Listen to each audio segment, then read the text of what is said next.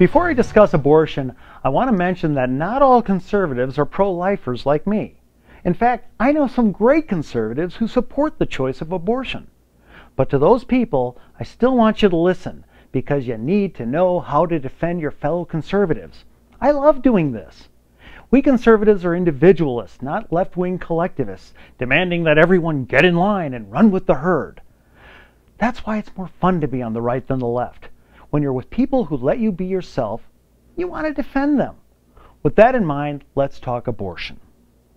Discussing abortion can be really tough, especially when you're talking with somebody who is intensely pro-abortion.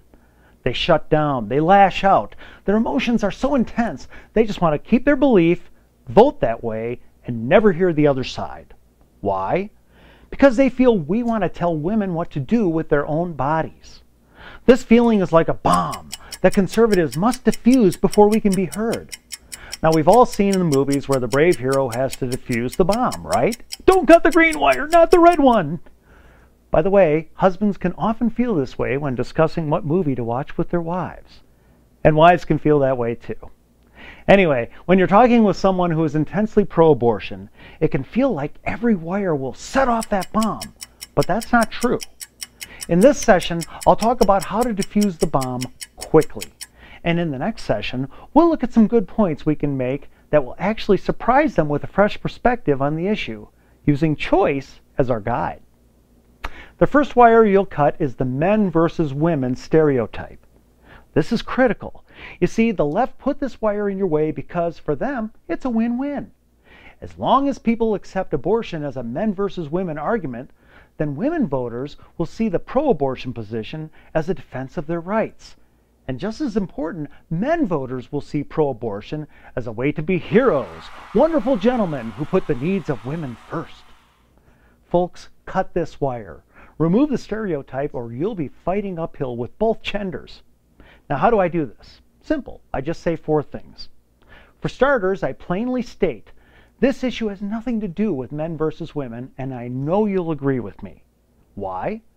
Number 1, because the young woman with the unwanted pregnancy is not the most pro-choice person around. It's true.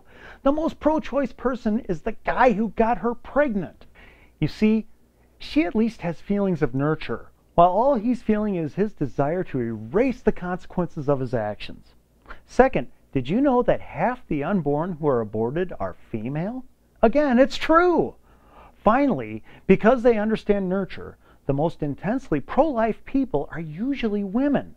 Just watch any anti-abortion protest sometime. You'll see, it's mostly women. Folks, I've never heard anyone disagree with these points because everyone knows men really want that abortion escape hatch to exist when they make a mistake. So cut that wire, and suddenly this issue is no longer the great defense of women's rights. Got it? Good. Next up is the pro-lifers don't relate wire. You see, not only do liberals constantly tell people this is a men against women issue, but they also say pro-lifers don't care. We don't connect. They say we don't understand their feelings. The goal is to make pro-lifers seem so distant that no one will even listen to us. So tell me, has this strategy worked? Oh, absolutely. And if we want any chance of reaching more listeners, we have to cut this wire. Here's how. Rather than attacking abortion supporters or calling them baby killers, I do the exact opposite by supporting their concerns. I always say, I love the reason you hold your views. You don't want the government telling a woman what to do with her body. Hey, I agree. We conservatives think government should stay out of people's choices. At this point, they'll be confused, but a little more willing to interact. You're cutting the right wires. But some bombs are more difficult, right? Sometimes they'll challenge you or accuse conservatives of being haters. Don't panic.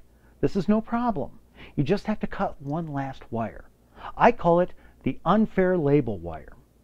Here's how to cut it. I gently say, I don't blame you for feeling that way. I'm sure that's what you've heard, and when people start shouting at each other on emotional issues like this, the other side always seems mean and hateful. But I'm sure you'd rather speak for yourself than get stereotyped.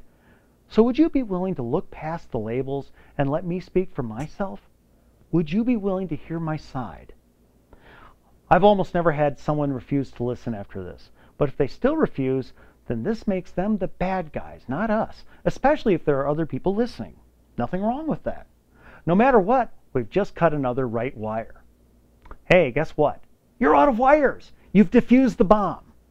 Maybe you're thinking, wait, I haven't convinced them of anything yet. Yeah, I know. That comes in the next session. But look what you've accomplished. In just a couple minutes, you've shown you're not against women, you totally relate to them, in fact, you respect their reason for being pro-choice, and you've reminded them how they'd feel if someone shut them down with labels. All that explosive anger they had built up, you've brought down to a simmer just by cutting some wires. Wires the left put in place to make sure people would blow up before listening to you. These wires are control devices, and the left always uses control. Too often, we conservatives jump into this debate without recognizing the wires, and then we wonder why no one listens. But you didn't make that mistake. You cut the wires, so now something can happen that terrifies every liberal. Honest discussion. Next time, we'll show how choice is the greatest weapon for any conservative discussing abortion. Take care.